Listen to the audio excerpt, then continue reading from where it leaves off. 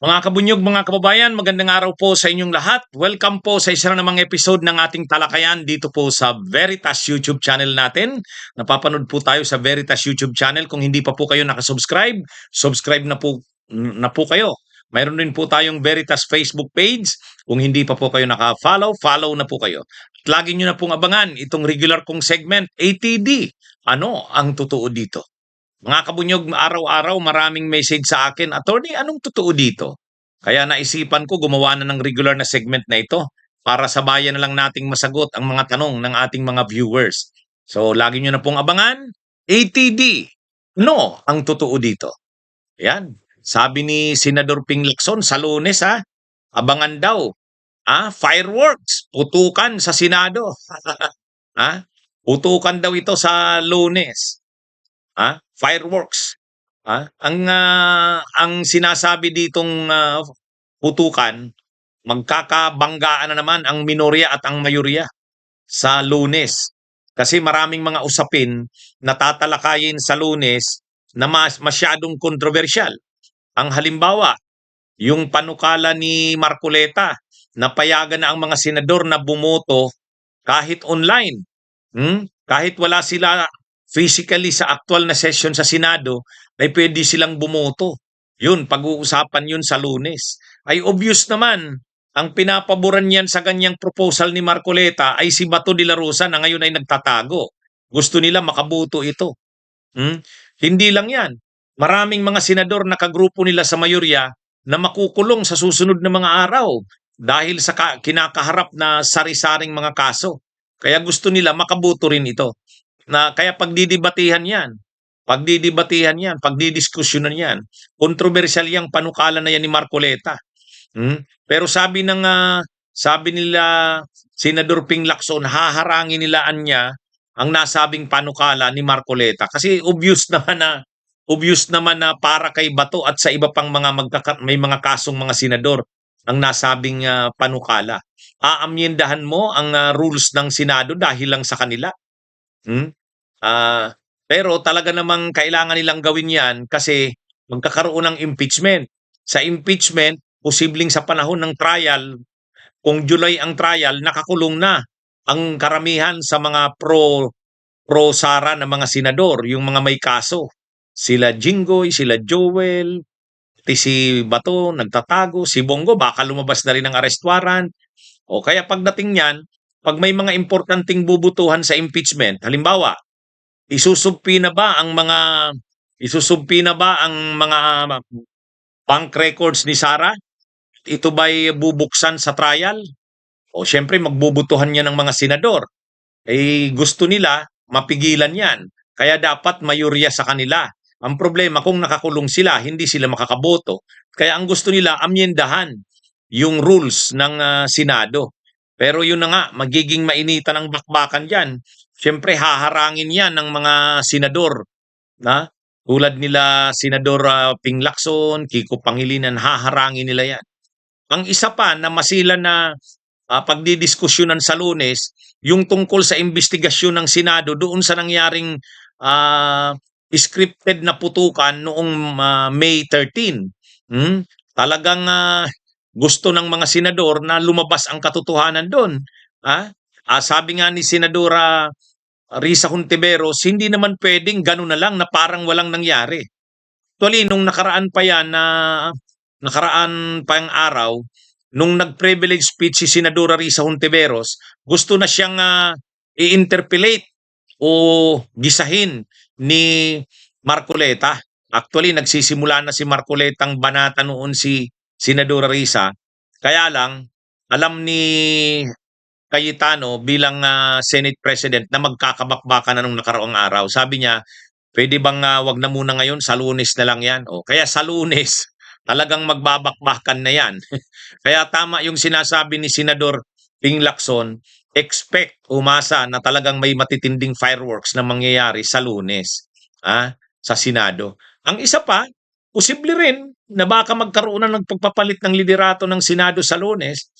Kasi sa ngayon lumalakas yung mga supporters ni Senador Win Gatchalian ang solid block 11 ng mga minoryang senador nag-express na, sulid sila. Lahat sila nagkakaisa na si Gatchalian na ang suportahan. Sabi ni Senador Kiko Pangilinan, sulit daw sila kay Gatchalian. Kaya posible rin talaga na sa Lunes ay magkaroon ng pagpapalit ng liderato ng Senado. Posible. Kaya maraming aabangan sa Lunes. Kaya ang sabi nga ni Senador Ping Lacson, expect na matindi ang fireworks sa Lunes. O sige mga kabunyog, abangan nyo yan dito sa aking mga channels at sa aking mga Facebook pages. Ipapa-livestream ko yan. Ha? Dito mapapanood nyo na yung mga live stream. Ipapa-livestream ko sa mga staff ko yung session ng Senado. Mga kabunyog, bago ako magla-live, panoorin nyo muna yung actual. Saka na lang ako magbibigay ng mga analysis ko at commentaries pagkatapos ng pangyayari. Abangan nyo yan mga kabunyog. Matindi raw na putukan, sabi ni Senador Ping Lacson eh. Magkakaroon daw ng fireworks. Kasi talagang hindi papayag itong mga minorya na ganyan ang mangyari sa Senado. Halimbawa, ang gusto ng yung mga kakampi ng Duterte, amindahan nga yung rules para yung mga absent, wala sa sesyon ng mga senador ay makaboto. Ay marami kasi sa kanila makakasuhan na makukulong eh. So nag-a-anticipate sila na dapat makaboto sila kahit wala sila. Ay hindi naman pwede yun. Hindi naman, sa tinagal-tagal ng Senado, hindi pwedeng bumoto kapag wala ka. Tapos aamyendahan lang nila para ma-accommodate yung mga senador na kakampi nila. Yun, malaking yun. Malaki talagang issue yun. Mga kabunyog, mga kababayan. Kaya sabi nga ng nasa minorya, haharangin nila yung panukala na yan ni Marcoleta. Self-serving yan eh. Obvious naman kung para kanino yan. Tsaka kung bakit nila ginagawa yan. Kaya abangan yan mga kabunyog. At saka yung pag-interpellate o pagtatanong ni Marcoleta kay Senadora Risa Hontiveros, hindi natuloy nung nakaraang araw. Sabi sa Monday na lang. So, posibleng magkasagutan si Risa at saka si Marcoleta sa Lunes. Abangan din natin yan mga kabunyog. Kaya fireworks talaga ito, bakbakan ito, pukpukan Abangan natin sa Lunes. Marami pang mga issue yan. Posible nga na magkaroon din ng pagpapalit talaga ng liderato ng Senado. Kasi lumalakas na yung grupo para kay Gatchalian eh. Lumalakas. Sulid ang minorya, kailangan na lang dalawa. Okay? Ito mga kabunyog, drama na naman si Villanueva. Nagdrama na naman itong si Villanueva. Matapos ang drama ni Pia Cayetano tungkol diyan sa yung scripted na putukan, ngayon naman, ito namang si Villanueva ang mga kabunyog. Ito namang si Villanueva, sabi ni Villanueva, mga kabunyog, especially during that time that we were inside that one room, I still recall the gunshots, the smelling of gunpowder. Ay, naaalala niya pa raw nung nandun sila sa magkakasama sila sa isang kwarto. Naaalala niya pa daw yung yung putok ng baril at saka yung amoy ng pulbura, mga ganun ang drama ni Villanueva. Ang una munang tanong, bakit nagkaroon ng putukan? Wala namang kalaban eh. OA naman, overkill naman si Aplaska eh. Lumalabas ngayon, hindi naman pinasok talaga ang Senado. Wala namang NBI na nakipagbarilan sa kanya sa loob ng Senado.